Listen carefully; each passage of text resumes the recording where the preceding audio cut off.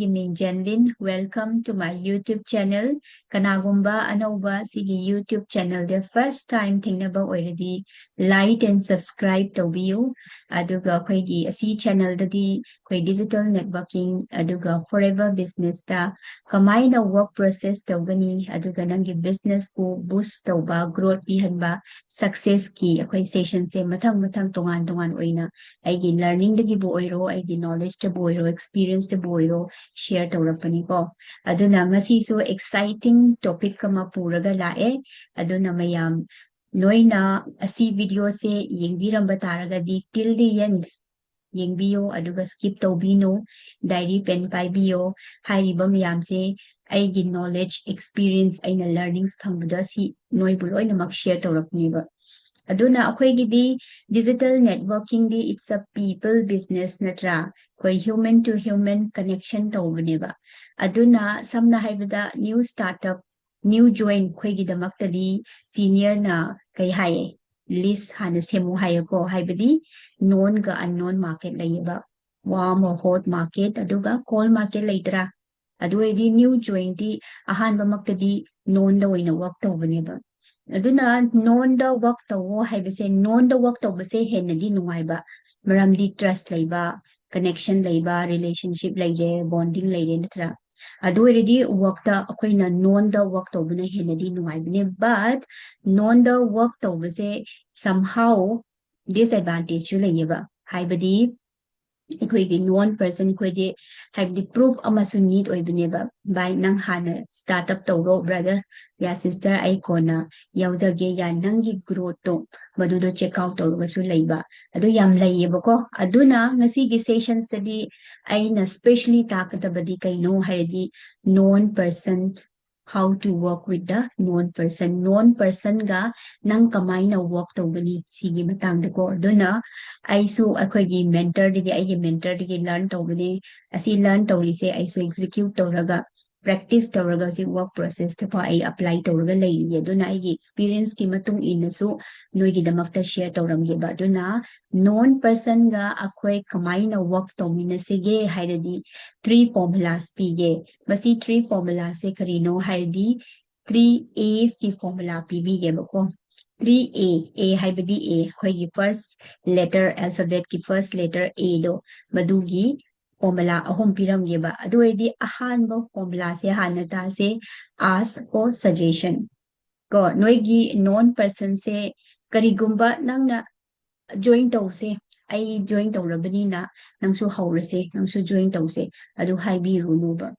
Yantai first the ask for suggestion ni yubako maina hayo apart from kanagumba job tawre hidi ai job su tawriye job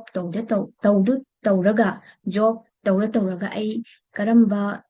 business kumba ya karamba thabak aigi extra source of income gi damakta hausige haiba matangda discuss tawo suggestion ni yoba adoidi bioi ba haibe se nangonda suggestion ni radi suggestion se laitraga su nang opinion di layeba nang soidana opinion di share tawrakani ba adama na share tawriba opinion da dum taza oba mana share tawrakani ba ko ado sumain tawba yai khotle khale hairaga wari se sumai lirakadoi ba ado nang dum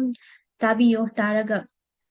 magi story gi matung ina suggestion gi matung ina hangsu hangoba adoidi student amasu oye larik su tamna karamba ai part time work tawba yagra part time job tawba yagra suggest tawbiyo ya ai job tawna extra source of income idamakta ai kari thabak tawba yagra ai pung manga dagi matung dagi ai free oine leijai kholle aduna man suggest tawrakani ba asine du tawba yai nangdi du tawba yai hairakani ba adoidi adum tara ga situation se nang na khanghoraga hangoba doidi akoi samna haibada karamba work pu leibrani akoi na startup tawge haijaraga su business macha ma hauge haisu investment tawdana ya kari intana course se suklai leitana ai karamba startup tawbe yagra khotra hangoba magi opinion do masa mathanda mana khangrakani bako dumaina non person da work tawhange haidi hana join tawse khoche hairunu suggestion hana niyo magi suggestion ni matung ina nangna dusra another opportunity nangonda leiriba forever business kase share tawbe yai magi pain point ju khangrakani ba wari tawra yan tare ko aduga second A formula duna karino haradi ask for samna haibada help niyo ba ask for help ko help niyo haibadi sumaina hayo nang ay say recently online akoigi wellness industry ay startup tawe aduna akoigi se aloe vera gi products laiye adune aloe vera gi products se magi MRP na sine aduga magi best price na sine haibado ꯍꯥꯏꯕꯤꯌꯨ ꯑꯗꯨꯒ ꯅꯪꯅ ꯀꯔꯤꯒꯨꯝꯕ ꯃꯉꯣꯟꯗ ꯍꯪꯕꯗ ꯑꯗꯣ ꯑꯩ ꯅꯪꯒꯤ help ꯑꯃꯈꯛꯇ ꯑꯥꯏ ꯅꯤꯗ ꯐꯦꯚꯔ ꯀꯣ ꯑꯗꯨꯅ ꯑꯩꯒꯤ ꯄ꯭ꯔꯣꯗꯛꯁꯦ ꯁꯝꯅ ꯍꯥꯏꯔꯕꯗ ꯅꯪꯉꯣꯟꯗ ꯄ꯭ꯔꯣꯗꯛ ꯑꯁꯤꯒꯨꯝꯕ ꯑꯃ ꯂꯩꯔꯦ ꯈꯜꯂꯣ ꯌꯥ ꯄ꯭ꯔꯣꯗꯛꯁꯦ ꯐꯦꯁ ꯋꯥꯁꯄꯨ ꯑꯣꯏꯔꯣ ꯑꯩꯈꯣꯏꯒꯤ ꯃꯣꯏꯆꯔꯥꯏꯖꯔꯕꯨ ꯑꯣꯏꯔꯣ ꯀꯣ ꯁꯤꯒꯤ ꯕꯦꯅꯤꯐꯤꯠꯁꯦ ꯈꯔ ꯍꯥꯏꯕꯤꯔꯣ ꯑꯗꯨꯒ ꯃꯉꯣꯟꯗ ꯌꯨꯁ ꯇꯧꯍꯜꯂꯣꯕ ꯀꯣ ꯑꯩ ꯋꯦꯜꯅꯦꯁ ꯏꯟꯗꯁꯇ꯭ꯔꯤꯗ ꯁ꯭ꯇꯥꯔꯠ ꯇꯧꯕꯅꯦ ꯄ꯭ꯔꯣꯗꯛꯀꯤ ꯕꯦꯁꯀꯤ ꯀꯝꯄꯅꯤꯅꯦ ꯑꯗꯨꯅ ꯃꯁꯤꯒꯤ ꯃꯣꯏꯆꯔꯥꯏꯖꯔꯁꯦ ꯄ꯭ꯔꯥꯏꯁꯁꯦ MRP ꯁꯨꯃꯥꯏꯅ ꯄꯤꯌꯦ ꯑꯗꯨꯒ ꯑꯩꯈꯣꯏꯒꯤ ꯕꯦꯁ ꯄ꯭ꯔꯥꯏꯁꯇꯅ ꯗꯤꯁꯀꯥꯎꯟꯁꯨ ꯄꯤꯕꯅꯦ ꯕꯠ ꯗꯤꯁꯀꯥꯎꯟꯇꯣ ꯍꯥꯏꯕꯤꯔꯨꯅꯨ ꯕꯦꯁ ꯄ꯭ꯔꯥꯏꯁ ꯍꯥꯏꯌꯣꯕꯀꯣ ꯕꯦꯁ ꯄ꯭ꯔꯥꯏꯁꯇ ꯄꯤꯒꯦ ꯑꯗꯨ ꯅꯪꯅ ꯍꯥꯟꯅ ꯌꯨꯁ ꯇꯧꯋꯣ ꯑꯗꯨꯒ ꯅꯪꯒꯤ ꯐꯤꯗꯕꯦꯛꯁꯦ ꯁꯦꯌꯔ ꯇꯧꯕꯤꯒꯦꯔꯥ ꯍꯥꯏꯌꯣꯕ ꯀꯣ ꯐꯤꯗꯕꯦꯛ ꯁꯦꯌꯔ ꯇꯧꯕꯤꯒꯦꯔꯥ ꯍꯥꯏꯌꯣ ꯅꯠꯇ꯭ꯔꯒꯅ ꯅꯪꯒꯤ ꯑꯣꯄꯤꯅꯤꯌꯟ ꯌꯥꯅ ꯑꯇꯣꯞꯄꯗꯁꯨ ꯔꯤꯀꯃꯦꯟꯗꯦꯁꯟ ꯇꯧꯕꯤꯌꯣ ꯁꯦꯌꯔꯤꯡ ꯇꯧꯕꯤꯌꯣꯁꯨ ꯍꯥꯏꯕ ꯌꯥꯏꯑꯕ ꯑꯗꯨꯒ ꯅꯪꯅ ꯁꯤꯒꯤ ꯃꯣꯏꯆꯔꯥꯏꯖꯔꯁꯦ ꯑꯦꯅꯤ ꯀ꯭ꯔꯤꯝꯕꯨ ꯑꯣꯏꯔꯣ ꯂꯣꯁꯟꯕꯨ ꯑꯣꯏꯔꯣ ꯅꯪꯅ ꯄꯤꯕꯁꯦ ꯌꯥꯝꯃꯟꯅꯦ ꯍꯥꯏꯔꯒ ꯈꯟ ꯇꯥꯔꯗꯤ ꯑꯩꯈꯣꯏꯒꯤ ꯀꯟꯇꯦꯅꯔ ꯃꯆꯥ ꯃꯆꯥꯗꯁꯨ ꯁꯦꯝꯄꯜ ꯑꯣꯏꯅ ꯑꯩꯈꯣꯏ ꯗꯦꯃꯣꯕꯨ ꯑꯣꯏꯔꯣ ꯁꯨꯃꯥꯏꯅ ꯎꯠꯂꯒ ꯅꯪꯅ ꯁꯦꯌꯔꯤꯡ ꯇꯧꯕ ꯌꯥꯏꯕ ꯑꯗꯨꯅ ask for help ꯀꯅꯥꯒꯨꯝꯕ ꯄꯔꯁꯟꯕꯨ ꯍꯦꯜꯞ ꯅꯤꯔꯗꯤ ꯃꯤꯑꯣꯏꯕꯒꯤ ꯅꯦꯆꯔꯅꯦꯕꯀꯣ ꯃꯤꯑꯣꯏꯕꯒꯤ ꯅꯦꯆꯔꯗꯤ ꯋꯤ ꯂꯥꯏꯛ ꯇꯨ ꯍꯦꯜꯞ ꯑꯩꯈꯣꯏ ꯑꯗꯨꯝ ꯍꯦꯜꯞ ꯇꯧꯅꯤꯡꯕꯒꯤ ꯄꯨꯛꯅꯤꯡꯗꯤ ꯆꯦꯟꯕꯅꯦꯕ ꯑꯗꯨꯅ ꯁꯨꯃꯥꯏꯅꯁꯨ ꯅꯪꯅ ꯍꯪꯔꯒ ꯅꯣꯏꯅ ꯑꯃꯨꯛꯀ ꯖꯣꯏꯟ ꯇꯧꯍꯟꯕꯁꯨ ꯌꯥꯏꯑꯕ ꯀꯔꯤꯒꯨꯝꯕ ꯄ꯭ꯔꯣꯗꯛꯁꯦ ꯌꯨꯁ ꯇꯧꯕ ꯐꯪꯈ꯭ꯔꯗꯤ ꯃꯥꯅ ꯇꯩꯕꯗ ꯃꯥꯒꯤ ꯚꯦꯂꯨ ꯃꯥꯒꯤ ꯔꯤꯖꯜꯁꯦ ꯃꯁꯥ ꯃꯊꯟꯇ ꯈꯪꯂꯛꯄꯅꯦꯕ ꯑꯣ ꯁꯤꯗꯤ ꯐꯩꯅꯦ ꯍꯥꯏꯔꯒ ꯑꯗꯨꯗ ꯅꯣꯏꯅ ꯑꯃꯨꯛꯀ ꯄ꯭ꯔꯣꯗꯛꯀꯤ ꯊ꯭ꯔꯨꯗ ꯁꯤꯒꯤ ꯄ꯭ꯔꯣꯗꯛꯀꯤ ꯊ꯭ꯔꯨꯗ ꯕꯤꯖꯤꯅꯦꯁꯁꯨ ꯁ꯭ꯇꯥꯔꯠ ꯑꯞ ꯇꯧꯕ ꯌꯥꯏ ꯋꯔꯛ ꯐ꯭ꯔꯣꯝ ꯍꯣꯝꯁꯨ ꯇꯧꯕ ꯌꯥꯏ ꯗꯤꯖꯤꯇꯦꯜꯂꯤ ꯁꯣꯁꯤꯌꯦꯜ ꯃꯤꯗꯤꯌꯥꯗꯒꯤ ꯍꯥꯏꯔꯒ ꯅꯪ ꯃꯁꯤꯒꯤ ꯑꯣꯄꯣꯔꯆꯨꯅꯤꯇꯤꯁꯨ ꯑꯃꯨꯛꯀ ꯄꯤꯆ ꯇꯧꯕ ꯌꯥꯏꯑꯕ ꯗꯥꯏꯔꯦꯛꯠꯂꯤ ꯅꯪꯅ ꯖꯣꯏꯟ ꯇꯧꯔꯁꯦ ꯑꯩ ꯖꯣꯏꯟ ꯇꯧꯋꯦ ꯍꯥꯏꯕ ꯁꯔꯨꯛꯄꯨꯗꯤ ꯒ꯭ꯌꯥꯟ ꯇꯥꯏꯀꯣ ꯅꯦꯛꯁꯇꯅ ask for referral marketing ꯅꯣꯏ ꯈꯪꯉꯝꯒꯅꯤꯀꯣ referral ꯍꯥꯏꯕꯁꯤꯗꯤ ꯍꯦꯟꯅꯁꯨ ꯈ꯭ꯋꯥꯏꯗꯒꯤ ꯐꯕ ꯃꯔꯝꯗꯤ ꯀꯅꯥꯒꯨꯝꯕꯅ ꯍꯣꯏ ꯅꯪꯒꯤ ꯇꯤꯟꯅꯕ ꯈꯣꯏꯕꯗꯤ ꯍꯦꯟꯅꯁꯨ ꯅꯪꯅ ꯈꯪꯉꯤ ꯄꯣꯠꯅꯤꯀꯣ ꯍꯣꯏ ꯅꯪꯗꯤ ꯖꯣꯏꯟ ꯇꯧꯔꯣꯏ ꯑꯩ ꯈꯪꯉꯦ ꯑꯗꯨꯃꯥꯏꯅ ꯍꯥꯏꯌꯣ ꯅꯪꯗꯤ ꯖꯣꯏꯟ ꯇꯧꯔꯣꯏ ꯑꯗꯨꯃꯥꯏꯅ ꯑꯩ ꯈꯪꯉꯦ ꯅꯪꯒꯤ ꯏꯟꯇꯔꯦꯁꯁꯨ ꯇꯣꯉꯥꯟꯕꯅꯤꯅ ꯑꯗꯣ ꯋꯥꯏ ꯅꯣꯠ ꯅꯪ referral ꯀꯅꯥꯒꯨꯝꯕ ꯅꯪꯒꯤ ꯀꯅꯦꯛꯁꯟꯁ ꯃꯌꯥꯝ ꯂꯩꯔꯝꯒꯅꯤꯀꯣ ꯅꯪꯅ ꯇꯤꯟꯅꯕ ꯀꯣꯂꯦꯖ ꯃꯦꯠ ꯑꯣꯏꯖꯔꯝꯕ ꯌꯥ ꯅꯣꯏ ꯑꯣꯐꯤꯁ ꯃꯁꯦꯟ ꯋꯔꯛ ꯀꯣꯂꯤꯛ ꯑꯣꯏꯃꯤꯟꯅꯕ ꯑꯩꯈꯣꯏꯕꯨ ꯑꯝꯇꯗꯤ ꯁꯦꯌꯔ ꯇꯧꯕꯤꯌꯣ ꯑꯩꯈꯣꯏꯒꯤ ꯋꯔꯛ ꯁꯤꯃꯤꯅꯣꯟ ꯍꯥꯏꯔꯒꯁꯨ ꯈꯪꯅꯩꯌꯦꯕꯀꯣ ꯁꯤꯃꯤꯅꯣꯟ ꯑꯣꯏꯔꯗꯣꯏꯅꯦꯕ ꯅꯪꯅ ꯗꯥꯏꯔꯦꯛ ꯈꯪꯅꯗ꯭ꯔꯒꯁꯨ ꯅꯃꯥꯟꯅꯕ ꯁꯥꯏꯠꯇꯒꯤ ꯂꯥꯛꯄꯅꯤꯅ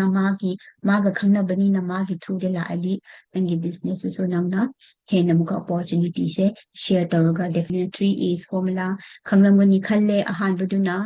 ask for suggestion ꯀꯣ ꯑꯅꯤꯁꯨꯕꯗꯨꯅ ask for help ꯀꯣ ꯄ꯭ꯔꯣꯗꯛꯀꯨꯝꯕ ꯅꯪ ꯁꯦꯌꯔ ꯇꯧꯔꯒ ꯌꯨꯁ ꯇꯧꯍꯜꯂꯒ ꯑꯗꯨꯒ ꯅꯦꯛꯁ ꯊꯥꯔꯠꯀꯤꯗꯨꯅ ask for referral ꯍꯥꯏꯕꯗꯤ ꯃꯥꯒꯤ ꯗꯦꯐꯤꯅꯦꯠꯂꯤ ꯀꯅꯦꯛꯁꯟ ꯅꯦꯠꯋꯔꯛꯇꯤ ꯂꯩꯔꯝꯗꯣꯏꯅꯦꯕ ꯑꯗꯨꯗꯣ ꯅꯪꯅ ꯑꯃꯨꯛꯀ ꯀꯅꯦꯛ ꯇꯧꯕ ꯌꯥꯏꯕ ꯁꯨꯃꯥꯏꯅ ꯕꯤꯖꯤꯅꯦꯁꯁꯦ ꯒ꯭ꯔꯣꯠ ꯄꯨꯔꯛꯍꯟꯒꯦ ꯍꯥꯏꯗꯤ ꯌꯨ ꯁꯨꯗ ꯍꯦꯚ ꯗꯤꯐꯔꯦꯟ ꯇꯦꯛꯅꯤꯛ ꯁ꯭ꯀꯤꯜꯁꯦ ꯇꯣꯉꯥꯟꯕ ꯀꯥꯏꯗꯒꯤꯕꯨ ꯑꯣꯏꯔꯣ ꯁꯣꯝꯗꯒꯤ ꯑꯣꯏꯔꯣ ꯂꯔꯅꯤꯡ ꯐꯪꯕ ꯃꯌꯥꯝꯁꯦ